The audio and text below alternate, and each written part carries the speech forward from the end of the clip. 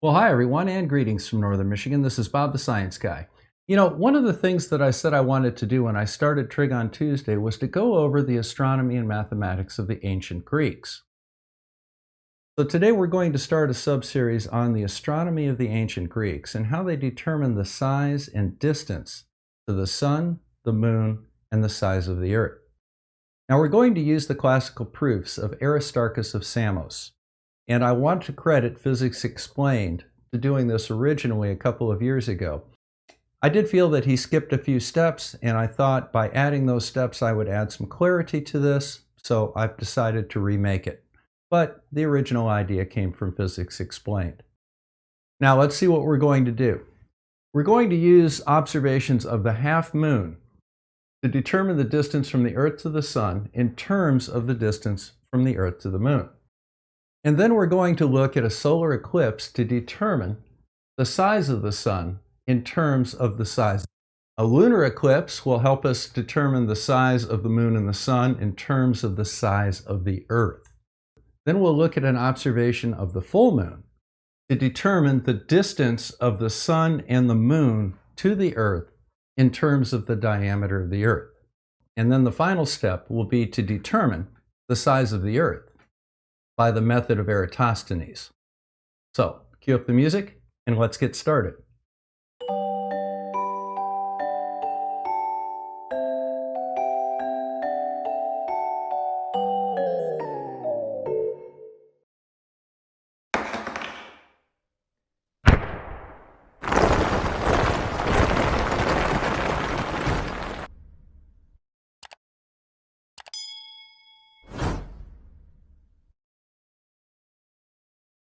Now, in classic Greek astronomy, there was a series of observations of the Earth and the Moon that were used to determine the distance between the Earth and the Moon, the Earth and the Sun, and the size of the Earth. The first is going to be the observation of the half moon. That will give us the distance to the Sun in terms of the distance to the Moon. During a solar eclipse, we are able to determine the diameter of the sun versus the diameter of the moon. During the lunar eclipse, we obtain two observations. The first is a comparison of the diameter of the sun to the diameter of the earth, and the second is the diameter of the moon in terms of the diameter of the earth. Finally, by observing the full moon, we were able to find the diameter of the moon in terms of the distance to the moon. And then finally, we have the circumference of the Earth based on the experiment of Eratosthenes. So let's go through these one at a time. Now, in the first observation, Aristarchus reasoned that if we saw a half moon from the Earth, that meant that there was a right angle formed on a triangle between the sun, the moon, and the Earth. If we could determine this angle theta, we could determine the distance to the sun in terms of the distance to the moon. And that's a rather straightforward calculation in that cosine theta equals the distance to the moon over the distance to the sun. Angle theta, by modern determinations, is 89.85 degrees. Now, we want to determine the distance to the sun in terms of distance to the moon. We're going to have to invert these equations. So, distance to the sun over the distance to the moon equals 1 over the cosine of 89.85 degrees. Now, just for precision, we'll put in the full modern measurement, which is 89.853 degrees. So, if we go 89.853, take the cosine and invert that, we get approximately 390. The distance to the sun, in terms of the distance to the moon, is approximately 390. Okay, so that was a relatively simple equation, and as a result, we now know that the distance from the Earth to the Sun is approximately 390 times the distance from the Earth to the Moon. Next, let's have a look at the solar eclipse to get an idea of what the size of the sun versus the size of the moon would be. For our next calculation, we need to go ahead and have a look at the concept of similar triangles. So if we have a right triangle, like so, and we draw a second right triangle within it, angle alpha will be the same for both triangles. These will both be right angles, and this angle will be the same as that angle. So by definition, these triangles are what is called similar, which means that even though the sides are of different length, all three angles are exactly the same. And we're going to use that concept to use the solar eclipse to look at the diameter of the sun compared to the diameter of the moon. Let's identify the diagram here. Here we have the radius of the Earth. Here we have the radius of the moon. And out here, of course, we have the radius of the sun. This entire distance is the distance from the Earth to the sun. And this distance is the distance from the Earth to the moon. So we have two similar triangles here. We have one formed by the radius of the sun and the distance from the Earth to the sun. And we have a second one formed by the radius of the moon and the distance from the Earth to the moon. Because these are similar triangles, we realize that the distance to the sun over the distance to the moon equals the radius of the sun over the radius of the moon. And since the radius is simply half the diameter, we can also say that it's the diameter of the sun over the diameter of the moon. These are all equivalent terms because we're comparing similar triangles. Now this makes the answer rather simple because we have just determined that the distance to the sun over the distance to the moon equals 390. So it follows that the radius of the sun over the radius of the moon and the diameter of the sun and the diameter of the moon also equal 390. Well, that was pretty straightforward, wasn't it? The distance to the sun over the distance to the moon is 390. The diameter of the sun over the diameter of the moon is also 390. Now, let's go and use the lunar eclipse to see how we can find the size of the moon and the sun in terms of the size of the Earth, because that's the only thing that we can really measure. So that's what we'll do. Now, going on to the next one, we need to have a look at another concept. Again, this is similar triangles. So if we have a large triangle and we draw a line parallel to the base, these will both be right angles. This angle is shared by both triangles, so it's the same. And by definition, that means that these two angles must also be the same. And as a result, we're going to use that principle to determine the size of the sun versus the size of the Earth, and the size of the moon versus the size of the Earth. Now, this is a little bit more complex than the last one that we did. Now, once again, here is the distance to the sun. Here is the distance from the Earth to the moon. Now, because they're similar triangles, we realize that the distance to the sun over the distance to the moon would equal the height of the triangle formed by the Earth and the sun over the height of the triangle formed between the Earth and the moon. Now, first we have the radius of the sun. However, the height of this triangle is not the radius of the sun. It's the radius of the sun minus the radius of the Earth. This is the radius of the Earth here. Likewise, here we would have the radius of the Earth minus the radius of the shadow cast by the Earth. That's this point right here. One thing that we should note is that the diameter of the shadow of the Earth is about 2.6 times the diameter of the Moon. Okay, so now we need to do a little bit of math.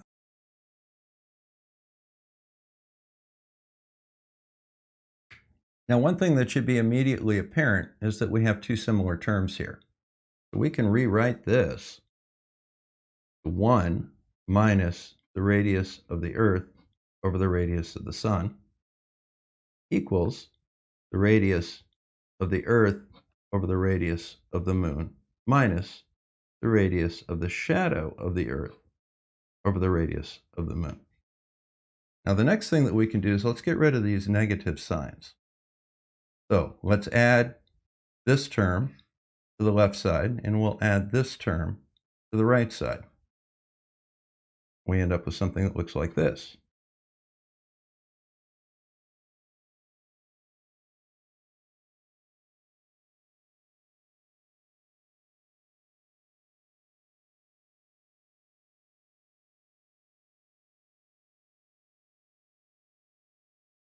Now we're getting someplace because we know that the radius of the shadow of the Earth is about 2.6 times the radius of the Moon. So we can replace this with a number and just get rid of this term. So now we have 1 plus 2.6 equals the radius of the Earth. Now wait a minute. Before we go much further, let's go ahead and get a common denominator here. So how would we do that? Well, the first thing that we would do is we'd say the radius of the Earth times the radius of the Sun plus the radius of the Earth over the times the radius of the Moon. And we can put both of these over radius of the Moon times the radius of the Sun. Now we're ready to finish this up. Well, let's go ahead and factor a few things here. So let's say that 3.6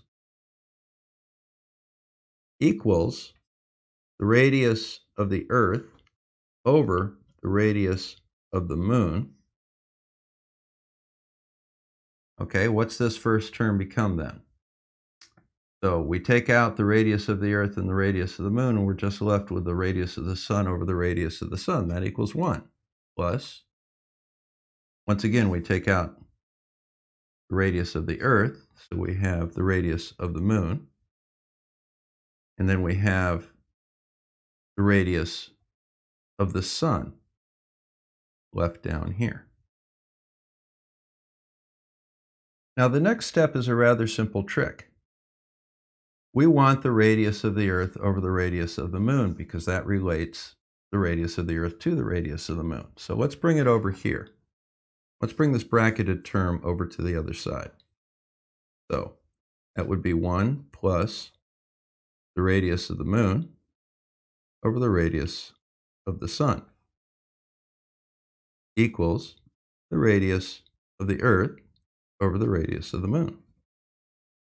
Now, we recall that the radius of the Sun is 390 times the radius of the Moon.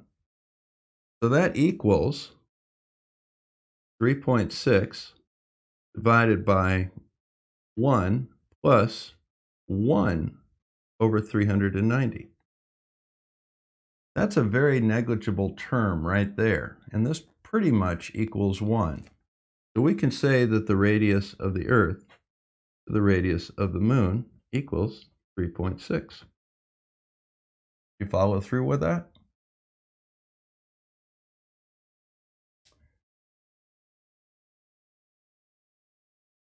We'll put it right there. Now, we can do exactly the same thing with the radius of the Sun and the radius of the Earth.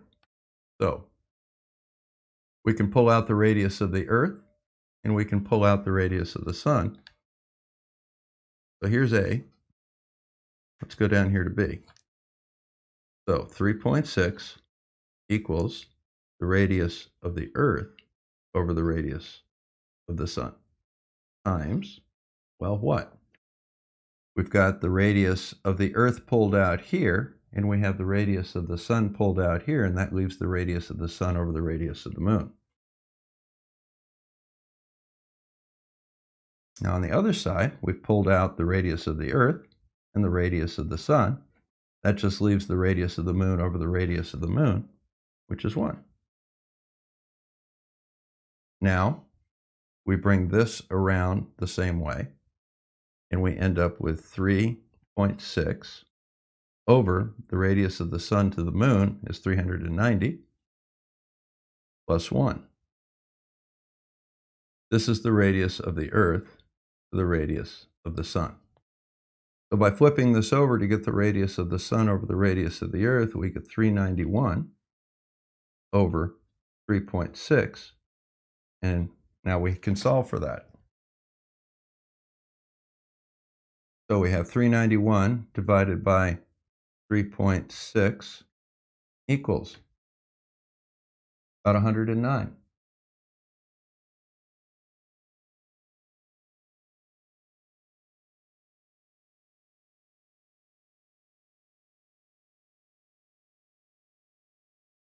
Well, I don't know about you, but I think this is kind of fun.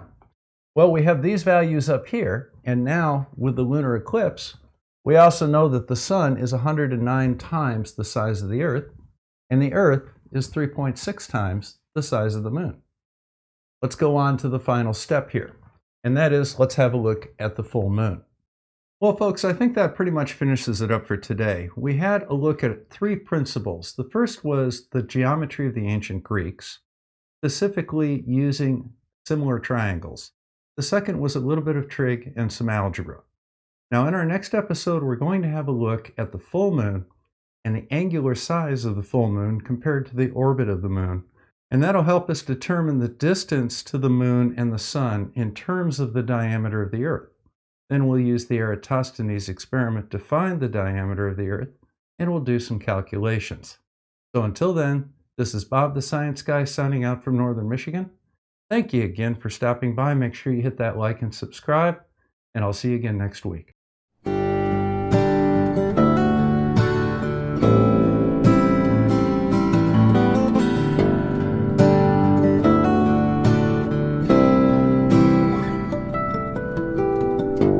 Mama, please make them hear me, or I can't teach them anymore. This rabbit hole's too deep for me. Feel my brain getting real sore. Bob the Science Guy. Bob the Science Guy.